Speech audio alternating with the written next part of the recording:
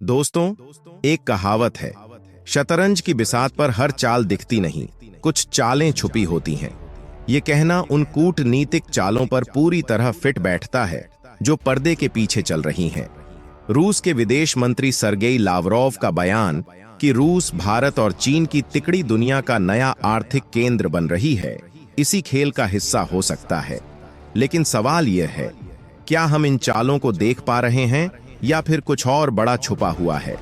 यह संकेत इस बात का है कि शतरंज की बिसात पर कुछ गहरा खेला जा रहा है, और यही संकेत हमें एक और कहावत की याद दिलाता है, जंग और प्यार में सब जायज है। इस बयान के बाद वैश्विक मंच पर कुछ और ही खेल शुरू हो चुका है। दुनिया के सबसे बड़े कूटनीतिक मंचों पर अब वही पुरानी शक्तियां नहीं, बल्कि नई तिकड़ी के कदमों की आवाज गूंज रही है। सन्नाटा तूफान से पहले की चेतावनी होती है। इस तिकड़ी के बढ़ते कदम क्या दुनिया के नक्शे को फिर से लिखने वाले हैं? प्रधानमंत्री नरेंद्र मोदी और रूसी राष्ट्रपति व्लादिमीर पुतिन की आगामी मुलाकात अब और भी खास हो गई है। यह मुलाकात नहीं, बल्कि एक नया समीकरण लिखने वाली रणनीति हो सकती है। इसके पीछे छिपा रहस्य क्या है? दोस्तों, इस खबर में आगे बढ़ने से पहले कृपया इस वीडियो को लाइक कर दीजिए, जिससे हमें बहुत मदद मिलेगी। दोस्तों, दुश्मन की ताकत को तब तक मत मापो जब तक वो आखिरी चाल न खेले। ऐसा लगता है कि यह तिकड़ी भी अपने आखिरी और निर्णायक चाल की तैयारी में है। अब बात करते हैं शी जिनपिंग की रूस यात्रा की। चीनी राष्ट्रपति का रूस के कजन एयरपोर्ट पर उतरना, पारंपरिक मिठाई का चखना, ये सब सिर्फ दिखावटी प्रतीक नहीं, बल्कि दोस्ती की गहराई को दर्शाता है। यह वही कहावत को दर्शाता है, दोस्ती की मिठास दुश्मनी की कड़वाहट से ज्यादा गहरी होती है। शी जिनपिंग का रूस में हर कदम ये साबित कर रहा है कि रूस और चीन की दोस्ती अब सिर्फ कूटनीति नहीं, बल्कि एक निर्णायक मोड़ पर है। लेकिन यहाँ पर भारत की भूमिका क्या होगी?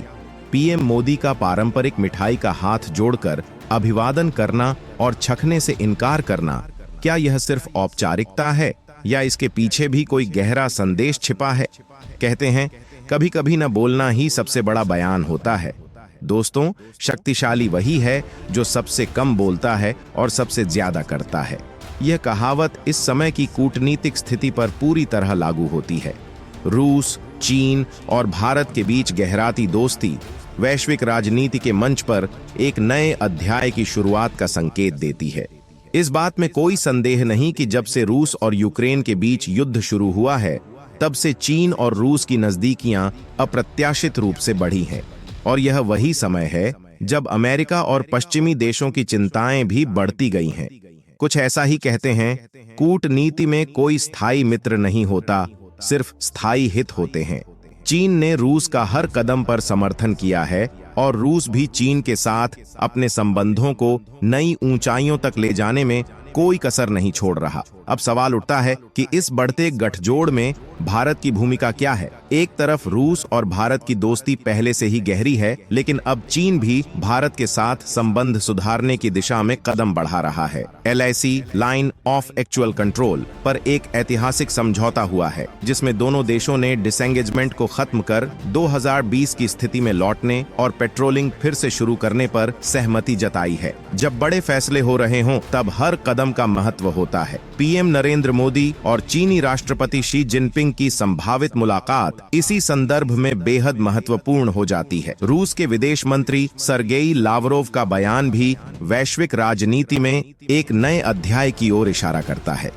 उन्होंने कहा है कि एशिया अब दुनिया की नई शक्ति के रूप में उभर रहा है, जबकि पश्चिमी देशों का प्रभुत्व धीरे धीरे कम हो रहा है। दोस्तों, जब एक दरवाजा बंद होता है तो दूसरा दरवाजा खुलता है। 1990 के दशक में रूस भारत चीन तिकड़ी की पहल इसी नए दरवाजे का पहला कदम था। उस समय की नियमित बैठकों ने एक ऐसा बीज बोया जो अब दुनिया के सबसे बड़े आर्थिक और सामरिक सहयोग का वृक्ष बन रहा है। जहां राह मुश्किल होती है, वहीं असली साथी साथ चलते हैं। यह कहावत उन तीन देशों पर बिल्कुल सटीक बैठती है जिन्होंने पश्चिमी देशों की प्राथमिकता के बीच भी आपस में एकता का रास्ता खोजा खोजा। जब दुनिया का ध्यान पश्चिमी महाशक्तियों पर था, तब रूस, भारत और चीन ने साथ मिलकर आगे बढ़ने की पहल की। इसी पहल ने धीरे धीरे ब्रिक्स संगठन को जन्म दिया, जिसमें ब्राजील और दक्षिण अफ्रीका जैसे देशों ने भी हिस्सा लिया। यह दिखाता है कि जब असल साथी मिलकर कुछ बड़ा करने की ठान लें, तो वे दुनिया का नक्शा बदल सकते हैं। जो आज छोटे कदम लगते हैं, वही कल की बड़ी क्रांतियों के बीज होते हैं। इस विचार के साथ आज ब्रिक्स केवल एक आर्थिक संगठन नहीं, बल्कि वैश्विक आर्थिक और राजनीतिक परिदृश्य में एक अहम खिलाड़ी बन चुका है। खासकर जब 2024 से मिस्र, इथोपिया, ईरान और संयुक्त अरब अमीरात जैसे देशों को भी ब्रिक्स में शामिल किया जा रहा है, यह साफ है कि ब्रिक्स अब एक बड़ा और प्रभावशाली समूह बन चुका है। यह समूह न केवल वैश्विक आर्थिक व्यवस्थाओं में बदलाव ला रहा है, बल्कि दुनिया के वित्तीय संतुलन को भी नया रूप दे रहा है। अब बात करते हैं प्रधानमंत्री नरेंद्र मोदी और रूसी राष्ट्रपति व्लादिमीर पुतिन की आगामी मुलाकात की,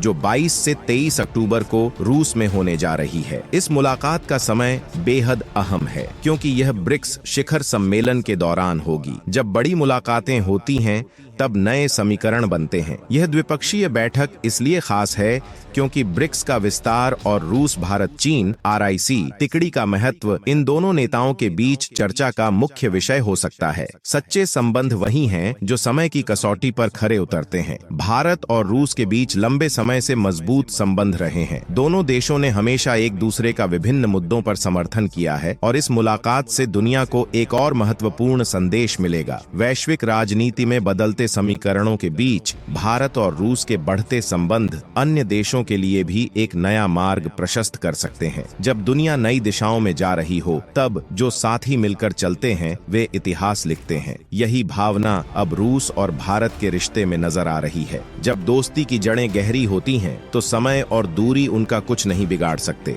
रूस के विदेश मंत्री सर्गेई लावरोव ने भी अपने बयान में स्पष्ट किया कि ब्रिक्स का उद्देश्य पश्चिमी देशों के साथ संघर्ष करना नहीं है। उन्होंने साफ किया कि ब्रिक्स किसी का विरोधी नहीं है। इसका मकसद साझा भूगोल, इतिहास और आपसी निकटता का फायदा उठाकर संतुलन बनाना है, न कि टकराव करना। सही नेतृत्व का मकसद टकराव नहीं, बल्कि संतुलन होता है। यह बयान यह दर्शाता है कि ब्रिक्स का मुख्य उद्देश्य आर्थिक विकास और आपसी सहयोग को बढ़ावा देना है। खासकर जब मिस्र, इथोपिया, ईरान और संयुक्त अरब अमीरात 2024 से इस संगठन का हिस्सा बन जाएंगे, तो इसका प्रभाव और बढ़ेगा। यह संगठन उन देशों के लिए भी एक मंच है जो पश्चिमी प्रभुत्व से स्वतंत्र होकर अपनी पहचान बनाना चाहते हैं। अब जब प्रधानमंत्री मोदी और राष्ट्रपति पुतिन की मुलाकात के पहले यह बयान आया है, इसका महत्व और भी बढ़ चुका है। बड़े फैसले तब होते हैं जब सही समय पर सही लोग मिलते हैं। यह देखना दिलचस्प होगा कि ब्रिक्स और रूस, भारत, चीन की तिकड़ी आने वाले वर्षों में वैश्विक राजनीति और अर्थव्यवस्था को किस तरह प्रभावित करती है। लेकिन दोस्तों, मुझे चीन की दोस्ती पर अभी भी शक है। इतिहास गवाह है कि चीन ने कभी भी भारत का सच्चा मित्र बनने की कोशिश नहीं की है। इस पर आपका क्या कहना है? अपने विचार नीचे कमेंट करके जरूर बताएं और इस वीडियो को अपने दोस्तों के साथ शेयर करें।